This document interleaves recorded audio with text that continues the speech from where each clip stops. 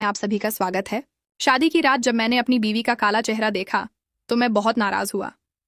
जब मैंने उसे तलाक देने की ठानी तो वह मेरे पैरों में गिर पड़ी और बोली, आप दूसरी शादी कर लीजिए, मैं घर के किसी कोने में पड़ी रहूंगी। मैंने एक सुंदर औरत से शादी की और उसे घर ले आया। पहली बीवी नौकरानी बनकर उसकी सेवा करने लगी। घर में सभी खुश थे क्योंकि उन्हें मुफ्त की नौकरानी मिल गई थी। लेकिन एक रात अचानक मैं बाहर खड़ा खामोश निगाहों से अपने घर के दरवाजे को देख रहा था।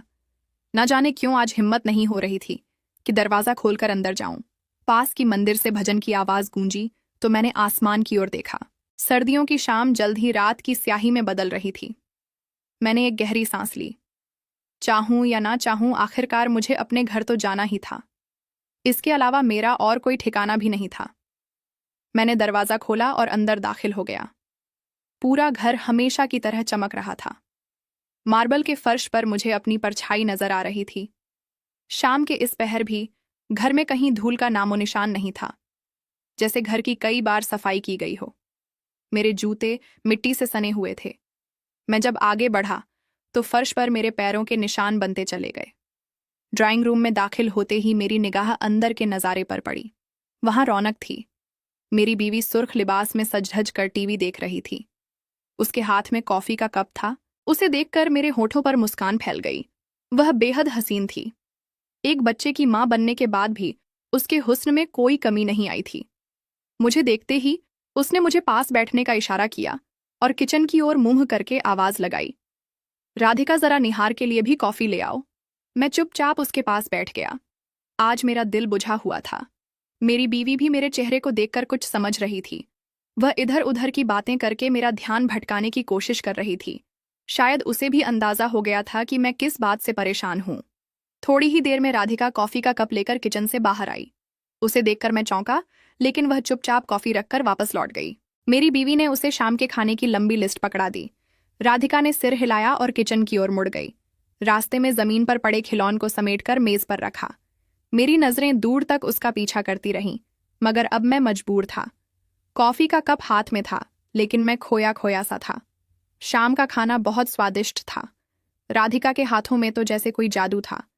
मेरी बीवी लगातार बातें कर रही थी और मैं गुमसुम सा उसकी बातों का जवाब देता रहा। खाने के बाद मैं जल्दी सोने चला गया।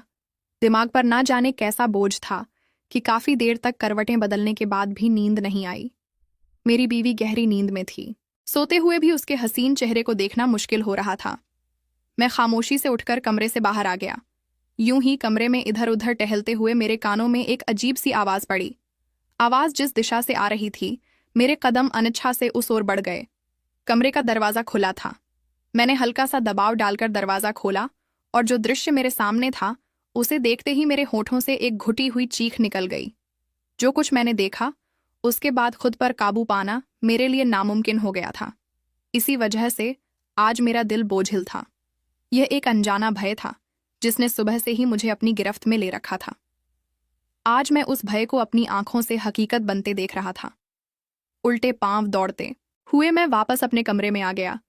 मेरी सांसें थमने का नाम नहीं ले रही थीं और मेरे पसीने छूट रहे थे।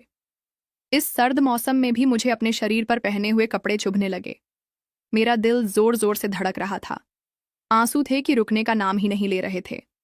अगर कोई रात के इस सन्नाटे में मुझे, जो कि एक मजबूत मर्द था, रोते हुए देख लेता तो न जाने क्या सोचता। लेकिन सच्चाई तो यह थी कि मुझे बीता हुआ कल पूरी ताकत से झकझोर रहा था। चाहकर भी मैं खुद को 3 साल पहले की उस घटना को याद करने से नहीं रोक पाया जिसने मेरी पूरी जिंदगी को उलट पलट कर रख दिया था। मैं अमेरिका से पढ़कर लौटा था तो मेरी व्यक्तिमत्व में एक अलग ही निखार था। मैं खुद को हवा में उड़ता हुआ महसूस कर रहा था।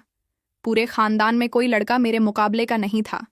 यहाँ तो लोग भारत में पढ़ने को तरसते हैं। उनके माँ बाप उन्हें कम उम्र में ही वर्कशॉप या सब्जी के ठेले पर खड़ा कर देते हैं।